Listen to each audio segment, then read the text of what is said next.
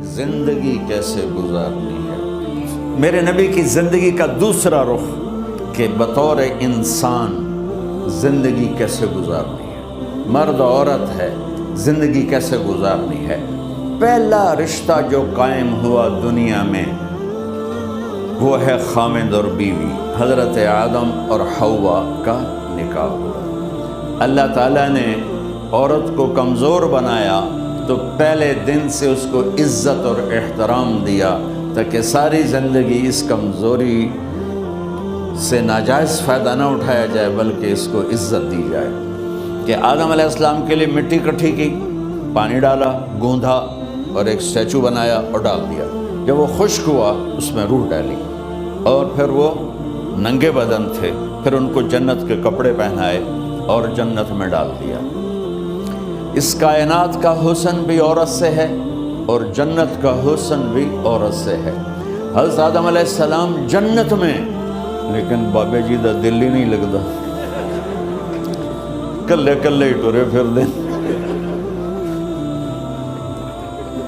اب اللہ نے عورت کو بنانے کا ارادہ کیا تو اللہ ایک ڈھیر مٹی کا اکٹھا کر کے عورت کے لیے بھی بنا دیتا اور اس کا اسٹیچو بنا دیتا اور اس کو خشک ہونے دیتا، پھر اس میں روح ڈالتا، پھر اس کو کپڑے پہناتا۔ آپ حیران ہوں گے، سبحان اللہ، اللہ نے ایسا نہیں کیا۔ آدم علیہ السلام سوئے، آنکھ کھلی تو دیکھا ایک خوبصورت حسین عورت۔ یہ بات اکثر لوگوں کو معلوم ہوگی کہ یوسف علیہ السلام دنیا کے حسین ترین انسان تھے، اور یہ بات شاید کسی کو معلوم نہیں ہوگی کہ دنیا کی سب سے حسین خوبصورت عورت حضرت حوا ہے۔ حوا جن پر بڑھاپا آیا ہی نہیں، 1000 سال کے قریب زندگی گزاری، بڑھاپا نہیں آیا۔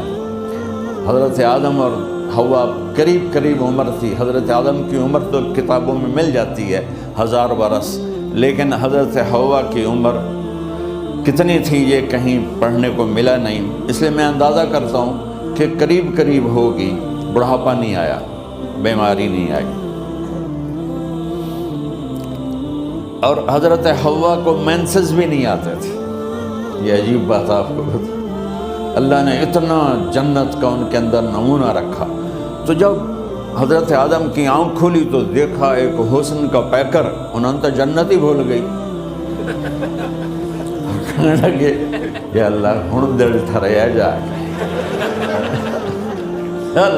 یا اللہ کون ہے؟ کہ تیری بیگم۔ کہ واہ جی واہ، موجہ ہی موجہ۔ تو اللہ تعالیٰ نے نکاح پڑھایا۔ سبحان اللہ، اپنے نبی کی شان دوبارہ سنو۔ تو اللہ نے کہا آدم اپنی بیگم کا مہر ادا کرو۔ تو وہ پوچھنے لگے کیا مہر ہے؟ دیکھو ایک بات سنو، مہر کسی کی بیٹی کی قیمت نہیں ہوتی۔ $1 ہو یا $1 ٹریلین ہو، بیٹی کی کوئی قیمت نہیں ہوتی۔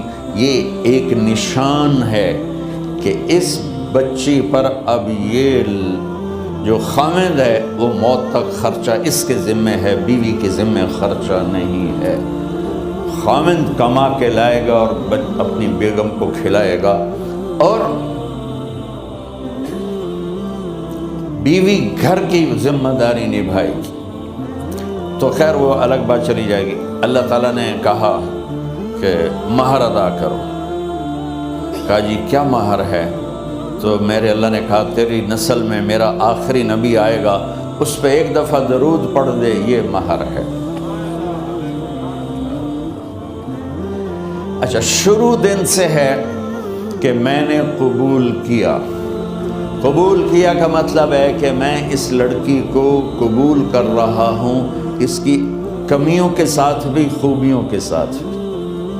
اور جب لڑکی کہتی ہے سائن کرنا قبول کیا ہے، یا زبان سے کہے قبول کیا ہے، تو یہ اس بات کی گارنٹی ہے کہ میں نے اپنے اس لڑکے کو خامد ہونے کے طور پہ قبول کیا، اس کی کمیوں کے ساتھ بھی، اس کی خوبیوں کے ساتھ۔ اور جو ہی شادی ہو کر ڈولی سسرال کے گھر جاتی ہے تو ٹیسٹ شروع ہو جاتا ہے، کی کر دیے، باندھی کے میں، اٹھی دی کے میں، بول دی کے میں۔